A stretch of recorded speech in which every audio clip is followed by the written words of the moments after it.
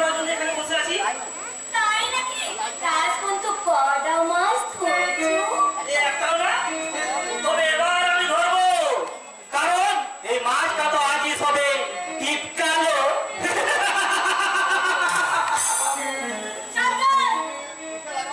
মুখে কিন্তু লাগাম দিয়ে কথা বলবে। এই পুকুরটা আপনার হতে পারে, কিন্তু এই পুকুরটা এই পুকুরের জল ব্যবহার করার মানুষ কখনো হতে পারে না। কে বলে তোরা আমাদের সম্পত্তি নয়? আমাদের এই দিঘি জল ছাড়া তোদের দিন চলে না। আর আমাদের জমিতে ভাগ চাষ না করলে তোদের ওই ভাতের হাড়িতে পাবে মকর সাহর ফল।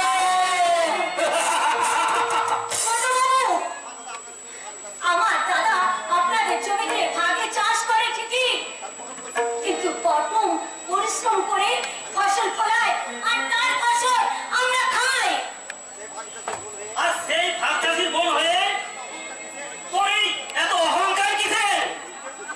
তোর এই বুকের বুঝি ছাড়ো বাবু। আর তোর এই উপর অহংকার ফেলে আমি পূর্ণ করে দেবো। এই যাও। কারণ আমার জন্য আপনাদের ভাগ চাষি তো তার পরিবারের মানুষকে কিন্তু আমরা এখানে ভাগ চাষি। আর কেউ বেশি তাই নাম তোদের অন্নদাতা বাবা। ছাড়ো। ভগবান আপনি নিশ্চয় হতেন যদি আপনার খাবারটা ভদ্র মানুষের মতো হতো। ওকে, এবার আমার এই পরিচয়টা উঠায় কাজে আর ব্যবহারে দেবো। তার মানে কি বলতে চান? ওকে ভালো করে বুঝিয়ে দিতে চাই, এই বাড়িতে সুন্দরী বোন থাকলে দাদাদের অহংকার তো বেশি ভালো নয়। ছাড়ো বাবু। আমি ছোট্ট বাবু, আর সেই বাবুদের পদসেবা করতে যাদের জন্ম তারাই মাথায় উঠে নাচবে, এটা যে সাহায্য করুক আমি কিন্তু কোনোদিন করবো না।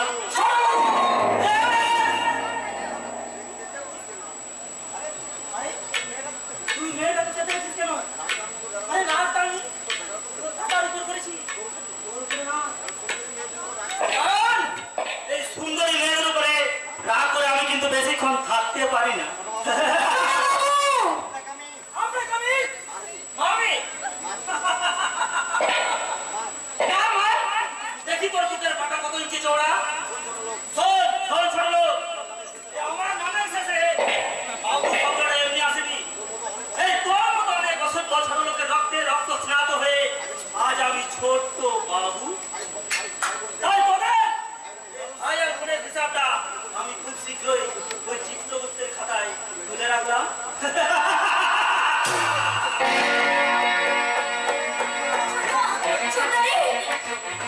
এবার কি হবে ছোট? এবার কি হবে? একটু বিষাক্ত কাঠের লেজে বাঁধলে তাকে যে ছাড়া খেতেই হবে। ওর জন্য মতো ফেলে আমি এখন ওকে আমি একদম নির্বিষ করে দেবো। এই যে আমার বিশ্বাস করছি কেন বল? পারবি না। পারবি না এই অনর্থক প্রত্যেকটা রাত মাসে বন্দী হয়ে লাভ কি ভাই? কেন দাদা? ওরা কি করে বলে? না, শাসক করে ওদের মাথার উপর আছে রাজনৈতিক নেতাদের আশীর্বাদের হাত, যার ফলে বলিয়ান হয়ে ওরা দিনকে রাত করে চালিয়ে দিচ্ছে। এইভাবে যে চলতে পারে না বাবা। এর একটা প্রতিবাদ কিংবা প্রতিরোধ হওয়ার দরকার। কে করবে না প্রতিবাদ? সবাই স্বার্থের নেশায় বুঁদ হয়ে ওদের পিছনে নেড়ি কুত্তার মতো ছুটে চলেছে। ওটা অন্যের কথা আর কি বলবো, আমি নিজেও তো একটা সামান্য ভাগচাষী হয়ে ওদের সব অপরাধ নীরবে সহ্য করে চলেছি। কিন্তু ওটার পর আর অন্য সহ্য করা তুমি তো সমান অপরাধ কথা। সেই কথা কি তুই আমার শিখিয়ে দিবি? তুই আমি কি একা করবো? এই নিরীহ গরিব চাষি আমি তোদের দু ভাই বোনকে মানে তোদেরকে লেখাপড়া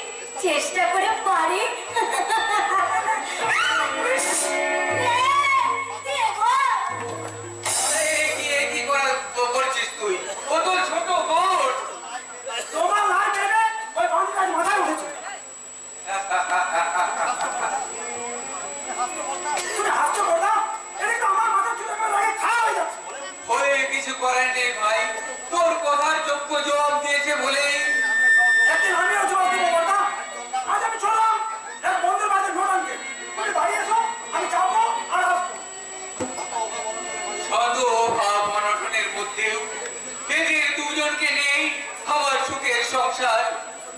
মৃত্যু সজ্জায় মাকে আমি কথা দিয়েছিলাম ওদের দুজনকে আমি বুক দিয়ে আগলে ধরে রাখবো। তাই তো নিজে বিয়ে না করেও ওদের দুজনকে নিয়ে গড়ে তুলেছি শান্তির নেই। সেই শান্তির নেইকে তুমি অশান্তির জলে ভেঙে দিও না ঠাকুর, অশান্তির জলে ভেঙে দিও না। আপনার মতো অভ্রামীদের হিমালয়ের প্রাচীরকে ভেদ করে কোনো ঝড়কে এ সংসারে প্রবেশ করতে পারবে বর্দা? অগ্রভেদী হিমালয় বড়বাবু, শত অভাব অনটনে এদেশে সামান্য গরিব চাষি আমি। থামুন বর্দা, থামুন। দয়া করে আমায় বাবু বলে দূরে সরিয়ে দেবেন না। আমি চাই এই সমাজ সংসারে আপনাদের মতো বড় দাদাদের ছোট ভাই, স্নেহ ছায়ায় ছোট ভাই হয়ে বেঁচে থাকতে।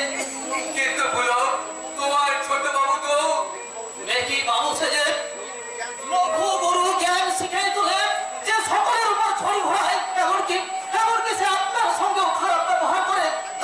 তাই তো ভাবছি আমি একথা বাবাকে জানাবো, আর তিনি যদি এর প্রতিকার না করেন। তাহলে নিশ্চয়ই মায় হয়ে ভাইয়ের বিরুদ্ধে অস্ত্র প্রদান করবে। না, তা নয়। কিন্তু এই সমাজকে সুন্দর করে গড়ে তুলতে পাপ আর পাপীকে ধ্বংস করাও তো মানুষের কর্তব্য। সেই কর্তব্য পালন করতে গিয়ে তুমি ভাইয়ের বিরুদ্ধে অস্ত্র ধারণ করবে। তাই বাবু ছোট ছেলে, তোমার বাবার শাসনে ওকে সুপথে ফেরানো যাবে না বর্দা। তাই ওর দুরন্ত সর্বনাশার প্রতিরোধ করতে তোমরা ভাই ভাই লড়াই করো, আর যত বিদোষ করবে আমার বর্দার ঘরে। জানবি না। আমি আমার জীবন দিয়েও এই বর্দার সম্মান রক্ষা করবে তা আমি জানি ভাই। তবু বলছি, সামান্য ঘটনাকে কেন্দ্র করে ভাই হয়ে বিবাদ করে তুমি দোষী শাস্তি যাবে কেন ভাই? আমি তোমাদের ভাগ চাষি, তাই বাবু হয়ে যদি দু চার কথা বলেই থাকে ওতে আমি কিছু মনে করিনি ভাই। ঈশ্বরের অবহেলায় অশুভ লগ্নে দেশের জঞ্জাল বাড়াতে যাদের জন্ম, তাদের জন্য তো অপমান আর অসম্মানের যোগ্য পুরস্কার ভাই। বর্দা, অমর অসম্মান আর অপমানিত যোগ্য পুরস্কার। বর্দা! সুপ্ত অভিমান তার অন্তর থেকে করে শেষ করে দিচ্ছে কিনা। সেই যন্ত্রণা প্রত্যে তুমি তার উপশম করো। সেই জন্যই তো আমি তোমাকে রেখেছি। তোমার দায়িত্ব আমি পালন করবো কেন? কারণ তোমাতে আমাদের কোনো প্রভেদ নেই বলে। কে বললো প্রভেদ নেই? তুমি থাকো স্বর্গে, আর আমি থাকি এই ধুলায় ধুলিতে। সেই জন্যই তো কবি বলেছেন, কোথায় স্বর্গ কোথায় নরক, কে বলে তা বহুদূর। এই মানুষের মাঝে স্বর্গ নরক, মানুষের সুরাসুর। আমার মতো একটা দিনহীন নারীর কাছে আমার বুকে জাগিয়ে তুলেছে তোমার নিয়ে ঘর বাঁধার আশা। যদি কোনোদিন সেই স্বপ্ন ভেঙে যায়, সেই দিন এক উন্নত মস্তক লুটিয়ে পড়বে আমার ভালোবাসার পায়ে। আর তখন সে বলবে, স্বর্গরল খণ্ডনম মম শিরসি মণ্ডলম দেহি পদপল্লবম। না না না না, ও কথা তুমি বলো না, ও কথা তুমি বলো না, ও তুমি ও কথা বলো না। সারা জীবন তোমায় আমি এমনি ভাবে বুকে জড়িয়ে ধরে বলবো, তুমি আশা, ভালোবাসা,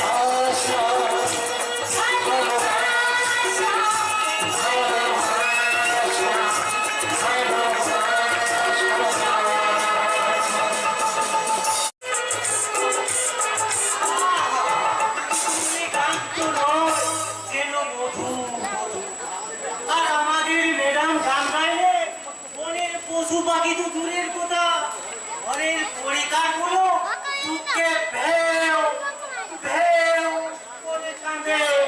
আর সেই ম্যাডাম কিনা এসেছে এই জঙ্গলে বেড়াতে, কেই বলে কলিকাল, মানুষের গায়ে বাঘের ছাল।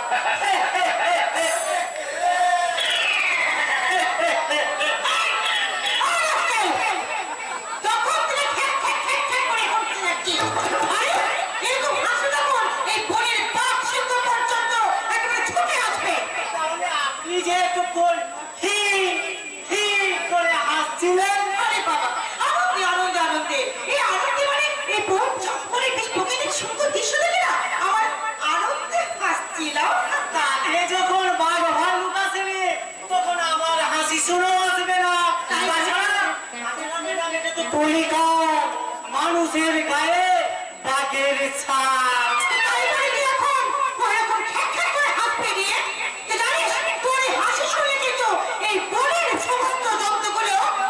একেবারে খেয়ে পেয়ে যাবে। এটা করিবেন না ম্যাডাম, আমি হলাম মদন মোহন, সব টাকা জানোয়ারদের সায়স্তা করার ক্ষমতা আমার আছে। বেশ, তাহলে তো বেশ ভালো। তাহলে এখন নির্ভয়ে এই জঙ্গলে আমি নাচতেও পারি, গাইতেও পারি। বাপরে, এবারে নিঘাত বাঘের পেটে যেতে হবে। আর আপনাকেও বলি ম্যাডাম, সারা দেশে এত সুন্দর সুন্দর জায়গা থাকতে আপনি কিনা বেড়াতে এলেন এই ভয়ঙ্কর জয়পুর জঙ্গলে। আরে মদন, জঙ্গলে যে মঙ্গল পায় রে মদন। তাই তো এই জঙ্গলে এসে আমি আজকে মনের আনন্দে নাচবো, গাইবো আর বলবো। কি বলবো জানিস? আরে পাহাড়ে জঙ্গলে মানুষকে খুব ভালোবাসে। মানুষের ওরা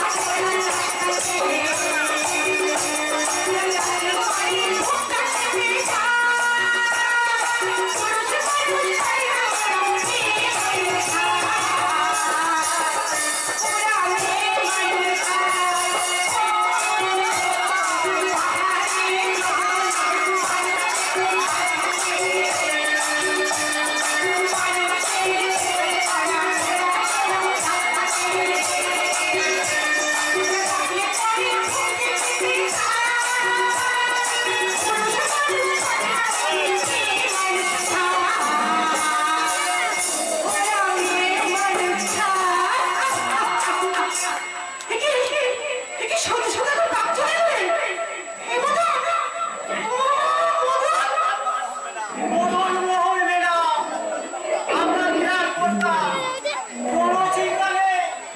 আপনি কিছুক্ষণ নেচে গিয়ে বুঝি রাখুন, ততক্ষণ আমি থানায় খবরটা দিয়ে আসছি। পাগল না মাথা খারাপ? আমি পালাচ্ছি হয়ে আমি হলাম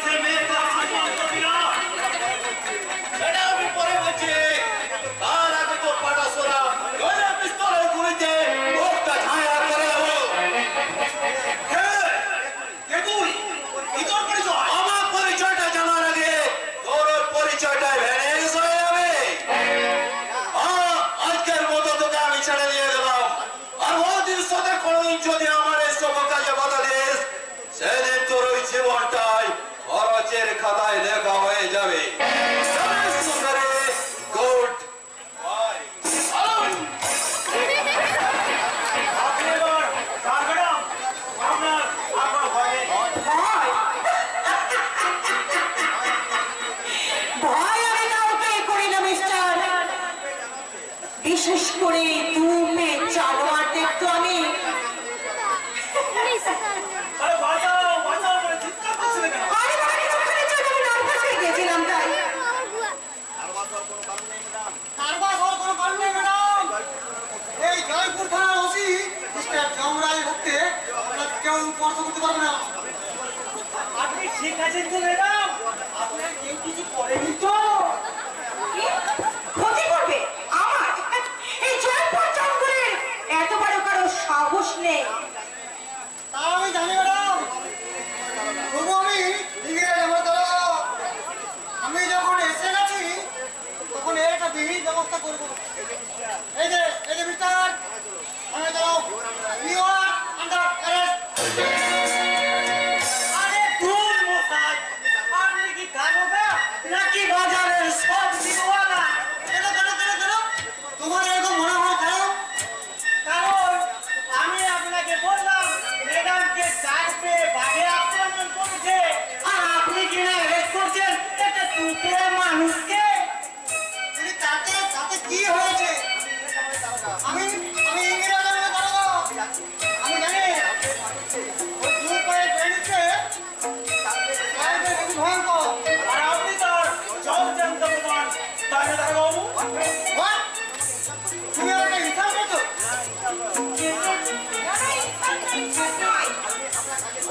ও আপনাকে আপনার কাজের পুরস্কার দিচ্ছে।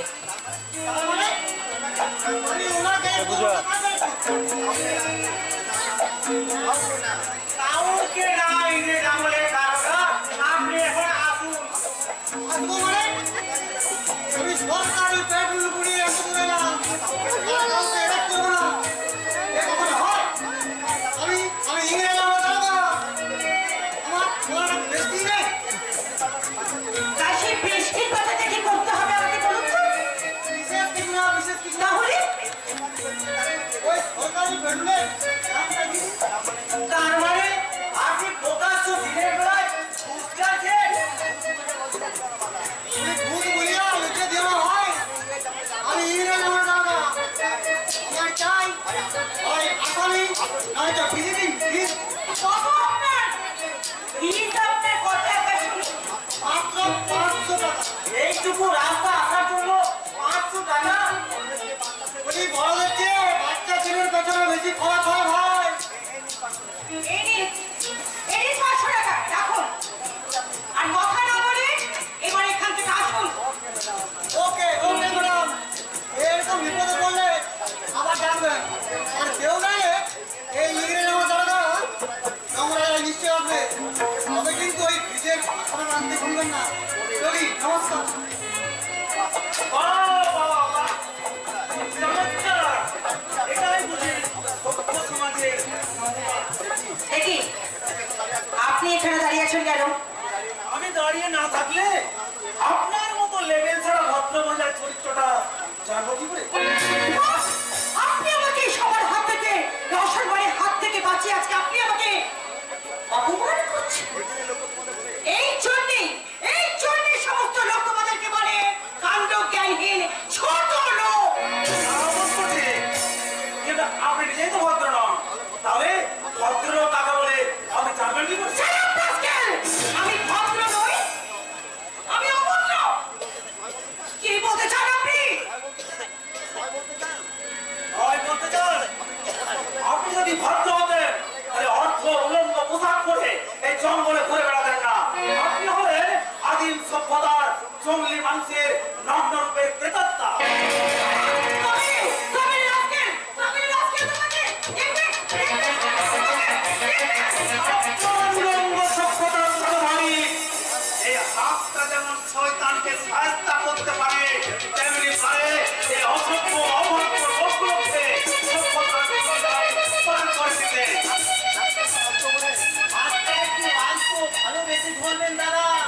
এই বলি কচি নরম হাত তো ভেঙে গেলে আর বিয়ে হবে না। আমাদের বেদান্তে সারা জীবন আর পুরি থাকতে হবে।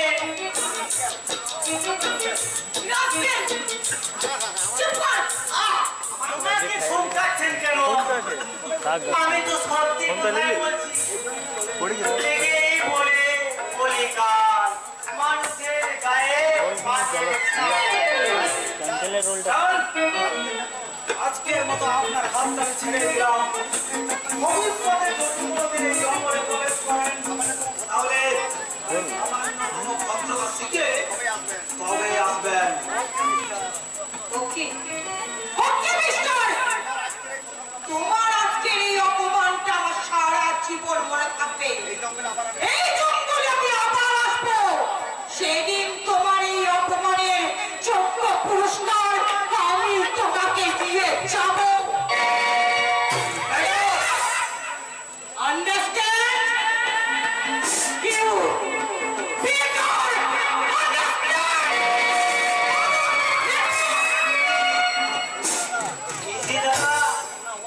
আপনার অবস্থা দেখে আমার একটা কথা মনে পড়ে যাচ্ছে। আমার মা আমাকে বলতো, সুরমদন হুটহাট করে কিছু ধরবি না, আর যেটা ধরবে সেটা সহজে ছাড়বি না।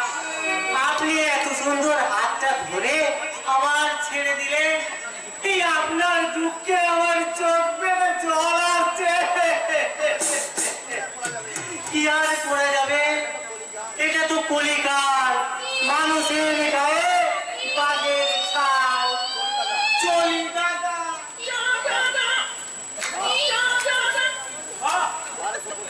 আর সভ্য সমাজ অদ্ভুত বিচার, মানুষের উপকার করার এটাই বুঝি উপযুক্ত প্রতিদায়।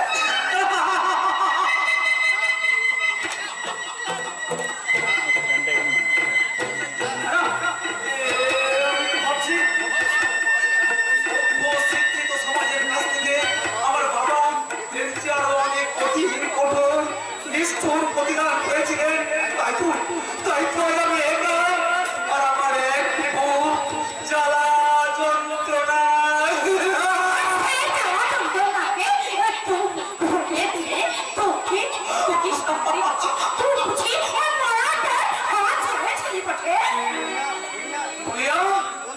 কি বলছিস তুই? আমি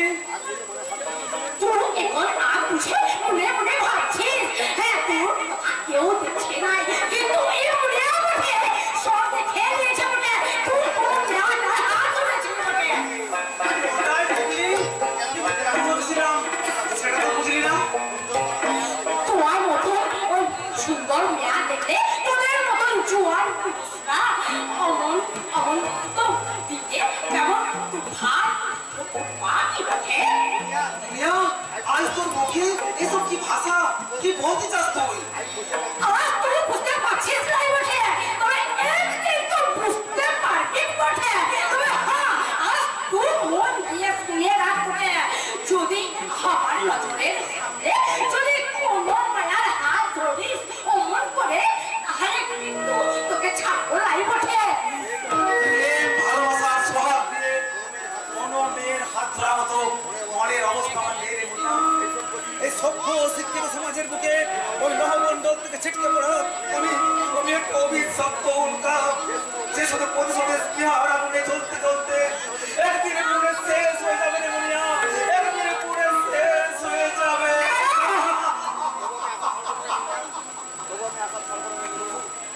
তোমার আশায় ছাড়বো না রে মুন্না। সূর্য ডোবার আগে যেমন তীব্র জ্বলিতে জ্বলে উঠে, আমাকেও তেমনি জ্বলে পুড়ে শেষ হয়ে যাবার আগে একবার ঝলসে উঠতেই হবে। সময় সংসারের বুকে চলে যাব, তবু আর যতক্ষণ দেহে আছে প্রাণ, প্রাণ পণে পৃথিবী ছোড়া বাজন চাল, এ বিশ্বকে শিশুর বয়স চক্র করে যাবো আমি রামনাথের কাছে। এ আমার প্রিয় অঙ্গীকার।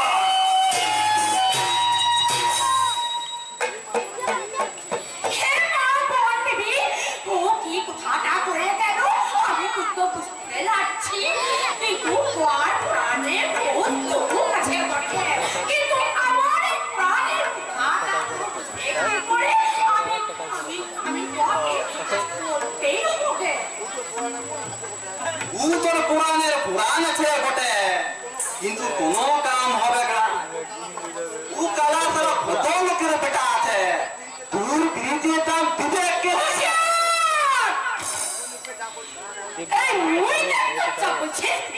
কিনে কিন্তু আমার ওই কালা নামে একটা বাজে কথা কইলে আমি কিন্তু তুমি ছাড়বো না বলে দিচ্ছি। তোর বুকে বড় বাজে তাই না রে মুনিয়া, কিন্তু কেন ওই কালার কাছে কি আছে যাই মুর কাছে নাই? চুপ কর, ও পিঠের কথা তুই বুঝবি কেমনি করে রে? তোর ওই প্রীতির বুকে ওই আগ জ্বালিয়ে দিবে গান। তুরে ভালোবাসি আর ওই কালা ছাড়া ওই ভালোবাসার মধ্যে ভাগ বুঝাই চাইলে না বুকে মুই লাল বানাই দিবে গান। ও তারা তুই ইয়াদ রাখি দিব না।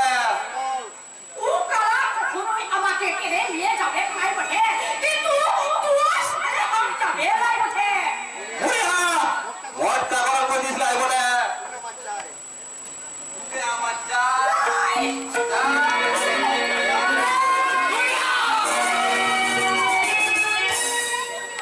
তোর ইতনা হিম্মত তুই মোর ভয়ে মায়া করে হাত দিয়ে তুমি কি লাশ মারা দিবে?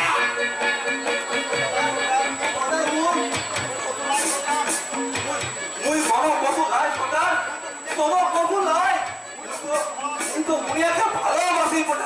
নাই নাই ও এই সান্তাল করতে কেন কিছু আমি বুঝতে পারি নাই। তাহলে কোন মানিয়াকে কালাকে ভালোবাসে আগে তার বিচার কর না বটে। বাপু, লাই লাই তোর কোনো কথা আমি শুনবো ভাই। তুই কি বলতে পারিস আমাদের সান্তাল পল্লীর কানুন ভাঙিয়ে তুই ভদ্রলোকের ছেলেকে ভালোবাসি কি করে? হ্যাঁ বেশ হচ্ছে, তাতে কি অন্যায় করেছে দাদা? ভালোবাসা হলো একটা অতি মধুর সম্পর্কের মাধ্যম, তাতে কোনো অন্যায় বা কোনো পাপ তো নেই। আছে বুঝি আছে, পুরা সান্তাল জাতি ওদের কানুনে এই ভদ্রলোকের ছেলের সাথে আমরা আমাদের মেয়াদের বিয়ার সম্পর্ক করতে পারি।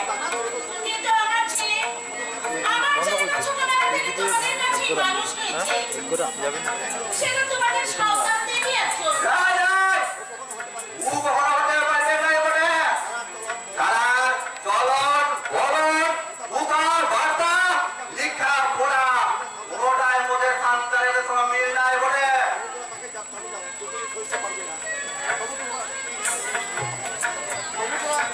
তোমরা আমাদেরকে সবাই মিলে মারপিট করছে। শিশুকাল থেকে তোদের সাথে একসাথে বড় হয়েছে বটে। তোদের সেই দুঃখ সাথে সব ঘেরা করেছে বটে। ওদের সাথে রাখতে কোনো বাধা নাই রে ভাই, কিন্তু কিন্তু মুদের মাইয়ার সাথে ওদের বিয়া দিতে পারিব ভাই। আর যদি তুই বিয়া দিবার চেষ্টা করিস তাহলে তুই সান্তালে কানুন ভাঙবে আর তোকে কেউ সরকার বলে মানবে নাই। তখন তুই হয়ে যাবে এই জয়পুর জঙ্গলের বুড়া ভাম বটে। এখন তুই ভেবে দেখ তুই কি করবি। ওই কালার সাথে বিয়া দিয়ে তুই সর্দার খাওয়াবি না এ মুর সাথে বিয়া দিয়ে সর্দার থাকবি সর্দার।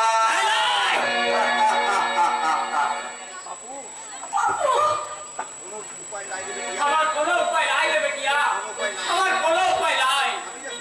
আমি যে সরকার আছি বটে, তুই তুই যদি এরকম করিস আর তোর জমি যদি আমি কানুন ভাগি তাহলে তাহলে এই সরকার পল্লীতে আমাকে কেউ সর্দার বলে মানবে নাই রে বেটিয়া, সর্দার বলে মানবে নাই।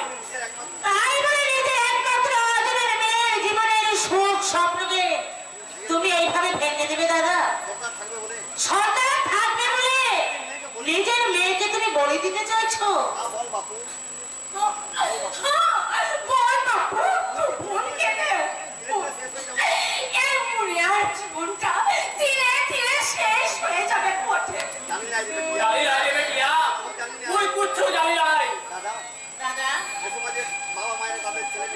এই সমাজে বাবা মায়েরা তাদের ছেলে মেয়েদের জন্য নিজের জীবন পর্যন্ত বিসর্জন দিতে পারে, আর তুমি সামান্য ত্যাগটুকু স্বীকার করতে পারবে না দাদা? তুই সারা জীবন সর্দারি করে আমার জাতির সাথে কি করে গদ্দারি করতে পারি বলিস? তোকে কুচ করতে হবে।